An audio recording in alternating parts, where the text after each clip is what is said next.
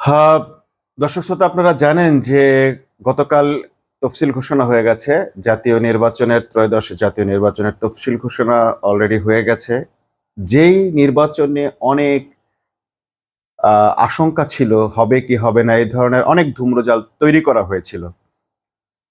আমরা এ পর্যন্ত দেখলাম, আজকে পর্যন্ত বা এই তফসিল ঘোষণা পর্যন্ত আমরা দেখলাম ডক্টর ইউনূস তার যে কটি কথা দিয়েছেন, আলহামদুলিল্লাহ প্রত্যেকটা কথাই তিনি রেখেছেন। তার মধ্যে এই যে মধ্য ফেব্রুয়ারির মধ্যে নির্বাচন করার কথা তিনি উল্লেখ করেছিলেন, সেটিও তিনি করেছেন। কিন্তু একটা গোষ্ঠী নির্বাচন হবে না, হবে কি হবে না, এই ধরনের শঙ্কা তৈরি করার চেষ্টা করেছে। মূলত এটা এক ধরনের প্রেশার ক্রিয়েট ছিল, বা নিজেদের দুর্বলতা ঢাকার চেষ্টা ছিল, অথবা অন্য কোনো রাজনৈতিক চিন্তা থেকে এটা করা হয়েছে।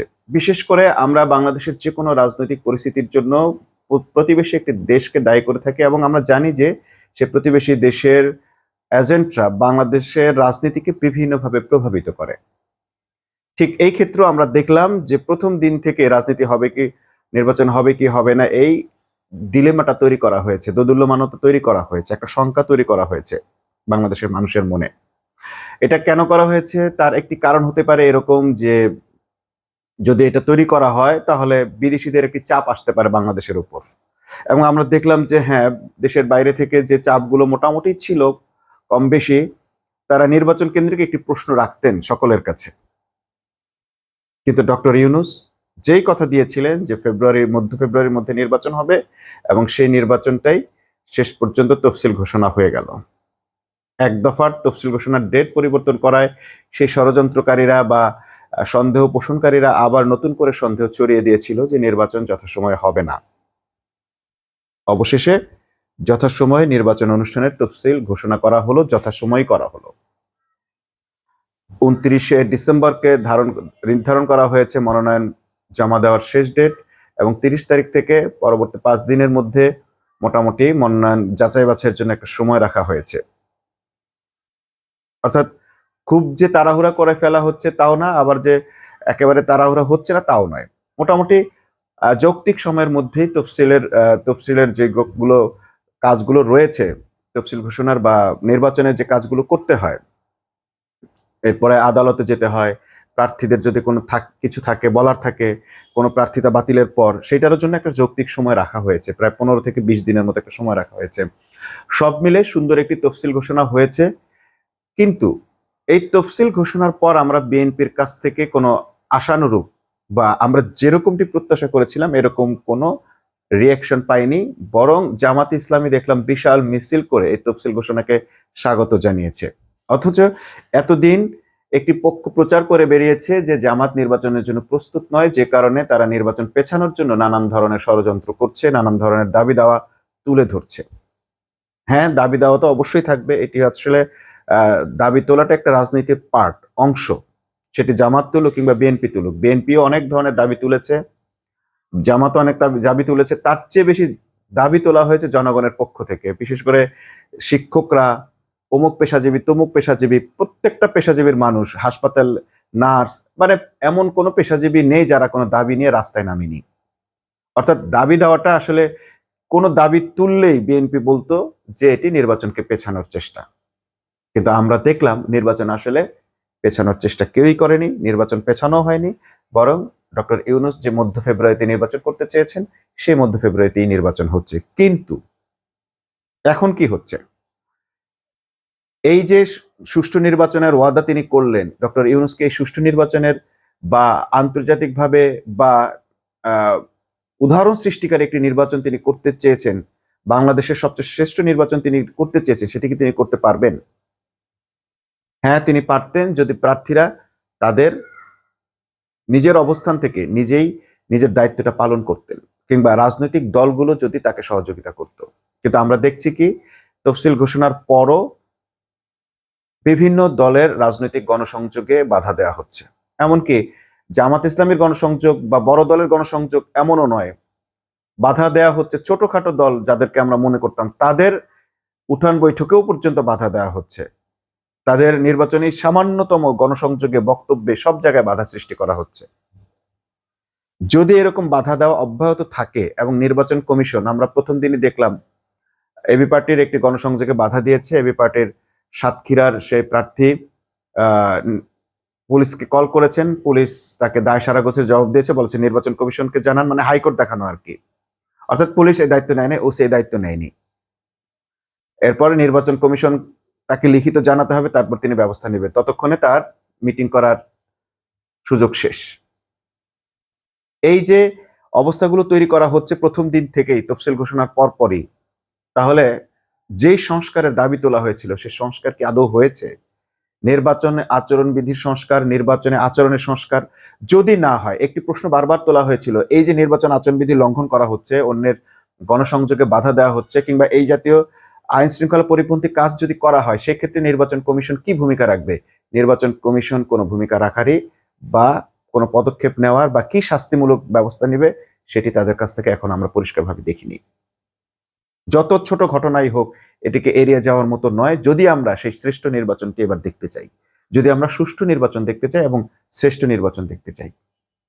যে পার্টির হোক, ছোট বড় যে কোনো পার্টির, তফসিল ঘোষণার পর সমস্ত পরিবেশ হয়ে যাওয়ার কথা শান্ত। সবাই সবাইকে হাসি মুখে ভোটের জন্য দাওয়াত দিবে, ভোট দেওয়ার জন্য আহ্বান জানাবে, নির্বাচনের কার্যকলাপ চালাবে, গণসংযোগ চালাবে। সেখানে আবার কেন বাধা দেওয়ার ঘটনা ঘটছে? এবং আইন শৃঙ্খলা বাহিনী, পুলিশের ওসি কেন সে দায়িত্ব এড়াবে? আমরা নির্বাচন তফসিল ঘোষণার পূর্ব মুহূর্ত থেকে দেখছি যে কিছু খুনোখুনি শুরু হয়ে গেছে, ছাত্র হত্যা হচ্ছে, নির্বাচনী সহিংসতা হচ্ছে এবং খুনাখুনির দেদারসে শুরু হয়ে গেছে। এমন অবস্থা চলতে থাকলে ডক্টর ইউনূস যে শ্রেষ্ঠ নির্বাচন, সুষ্ঠু নির্বাচন জাতিকে উপহার দিতে চেয়েছেন, সেটি আসলে সম্ভব হবে না।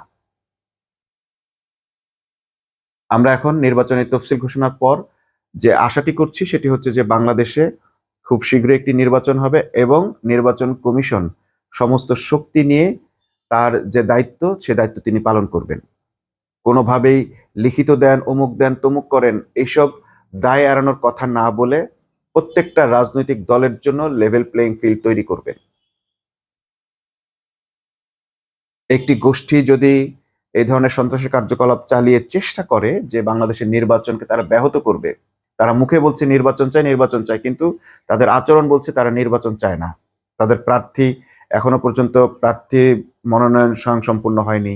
হ্যাঁ, সেটা তফসিল ঘোষণা এখন টাইম আছে, দিতেই পারে, কিন্তু তাদের প্রস্তুতির তেমন কোনো খবর আমরা পাচ্ছি না, বরং অন্যের প্রস্তুতি ধ্বংস করার, অন্যের গণসংযোগ নষ্ট করার পায়তারাই তারা বেশি করছে। এখনো তাদের প্রার্থীরা, বিদ্রোহী প্রার্থীরা একে অপরের সঙ্গে খুনোখুনি করছে। যদি প্রয়োজন হয় এরকম একটি দলকে বাইরে রেখে নির্বাচন করতে হবে, কারণ আমরা কোনো এই বাংলাদেশে আর কোনো সন্ত্রাসী, আর কোনো ফ্যাসিবাদ দেখতে চাই না।